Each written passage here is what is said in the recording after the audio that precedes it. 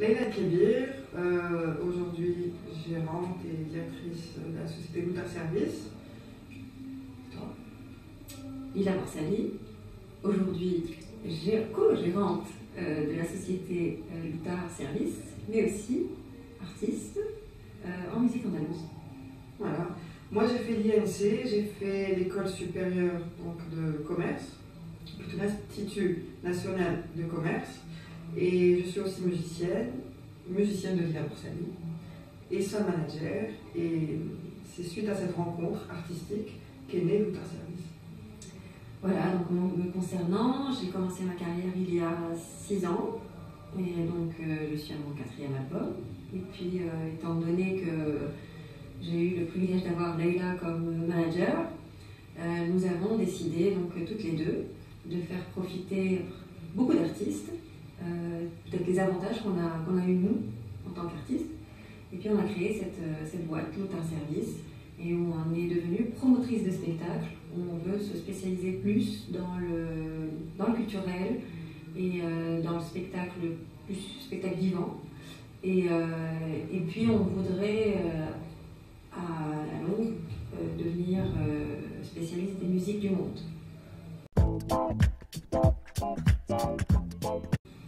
Alors, comme on a dit, en tant qu'artiste déjà, ça nous a ouvert les portes des différentes structures étatiques qui activent dans le milieu culturel. Donc, entre autres, toutes les institutions du ministère de la Culture. Donc, au fil de la carrière de Lila, on a eu à rencontrer beaucoup de personnes et on a vu les difficultés qu'avaient ces personnes-là peut-être à organiser des spectacles. Et nous, on avait beaucoup d'artistes amis, on voyait aussi la difficulté des artistes qu'on connaissait à se faire produire. Donc on s'est dit, nous on est là un peu au milieu, on a un petit bagage artistique, un petit bagage dans le commercial, et on s'est dit pourquoi ne pas aller vers l'entrepreneuriat dans ce domaine. On a les personnes qu'il faut, on connaît les artistes, et c'est comme ça qu'on s'est lancé. On s'est dit pourquoi pas. On n'a pas cherché à comprendre, on n'a pas trop réfléchi, on s'est lancé tout simplement. Parce qu'on le faisait, en fait on le faisait pour Lila, on était promotrice pour les spectacles de Lila, donc on a voulu... C'est vrai, on a voulu aussi donner un côté un peu plus professionnel de la chose. C'est-à-dire que tant qu'on était juste avec ma carrière à moi, on faisait un petit peu du système D, un petit peu, souvent on nous demandait est-ce que vous avez un cachet, est-ce que vous avez... Puis on s'est retrouvé avec une situation où on n'était pas vraiment des professionnels. Et puis au fur et à mesure, on s'est dit, Leïla a un vrai bagage qu'avait du management, et puis moi j'ai essayé de me construire un petit nom dans le milieu artistique. Et donc chacune a essayé en fait de servir l'autre. Et c'est ça qui a fait que notre duo a fonctionné.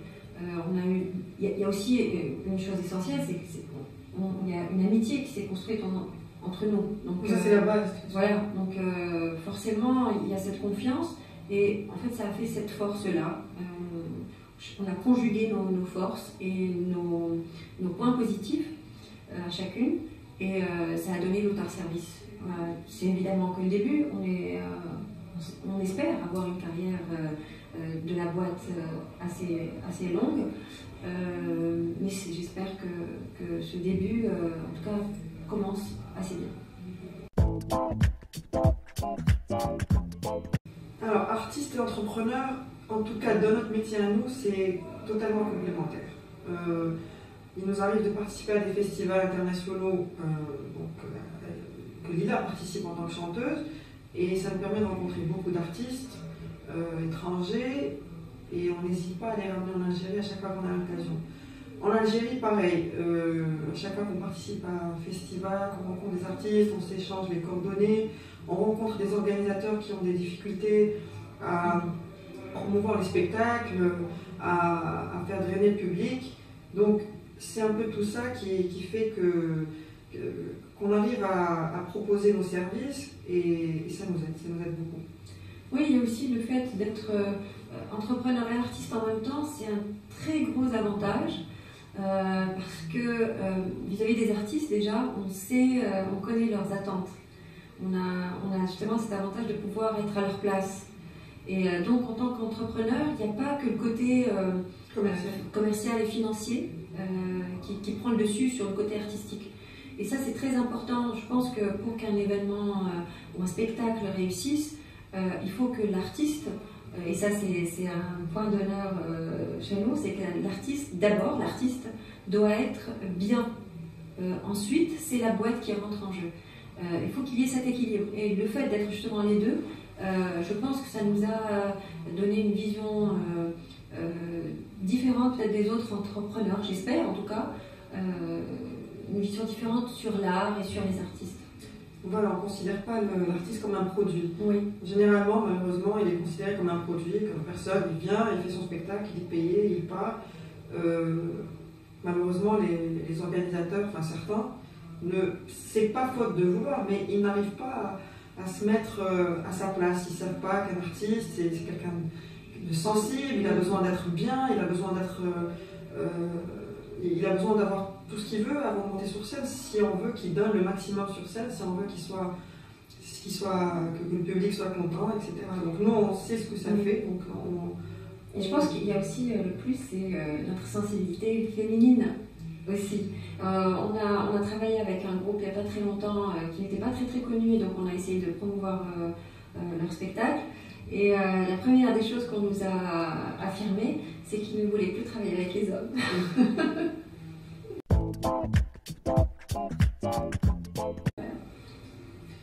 Les freins, il y en a toujours. Quand on est une femme, en Algérie, je pense qu'en Algérie ou ailleurs, une femme elle rencontre des freins, malheureusement, bon, c'est normal, mais on l'a rencontré, mais il suffit de savoir dire non, il suffit de savoir...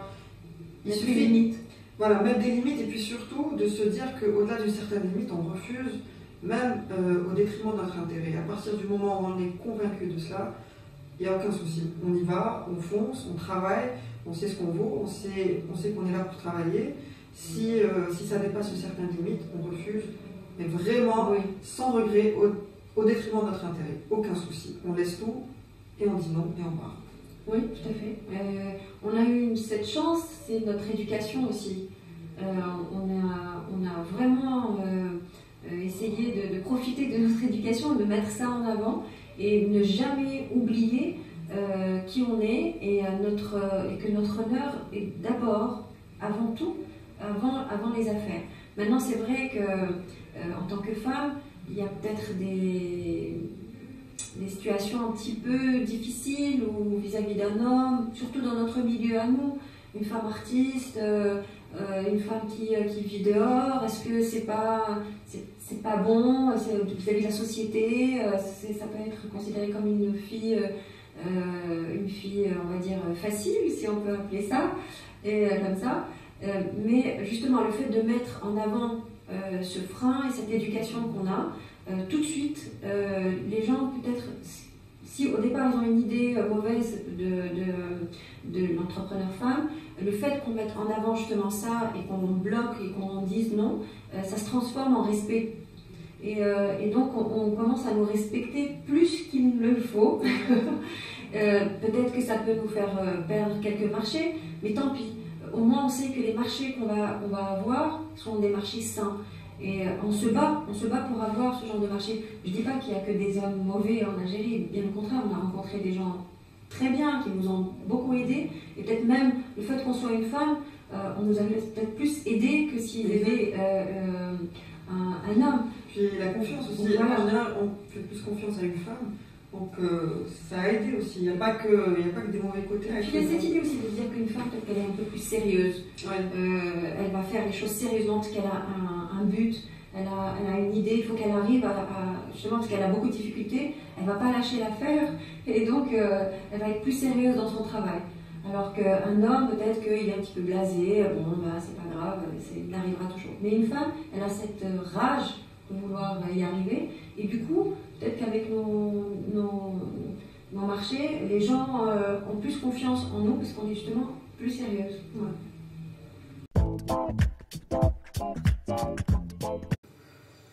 Pour moi, il faut qu'elles oublient qu'elles sont une femme. Quand elles entreprennent, au départ, si on s'était dit qu'on était des femmes, en Algérie, dans le milieu artistique, je pense qu'on n'aurait rien fait du tout, je pense.